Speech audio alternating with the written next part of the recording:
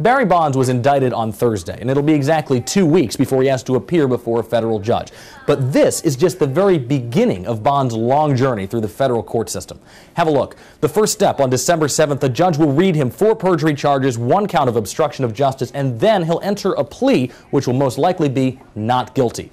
At that point, the clock starts ticking. Both sides have 70 days to get that case to trial. But there's a catch. You see, the next step is where lawyers file motions with the judge, motions to look at each other's evidence, or motions to keep evidence from ever being seen by a jury.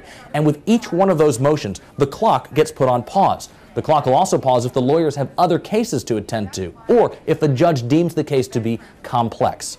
Now, if all of that happens and Bonds still hasn't pled guilty, then the case goes to trial in front of a jury. Now, one expert told us he thinks that could happen in about 8 or 9 months, sometime during the mid to late summer. And there is a chance, although a very remote one, that Bonds could be brought another indictment in that time with more charges.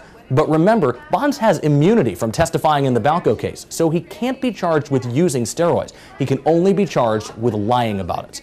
Now, if he's found guilty of that, then he would go before a judge for sentencing. And he could be sentenced to up to 30 years in prison. But our expert told us it's more likely he could be sentenced to about 30 months.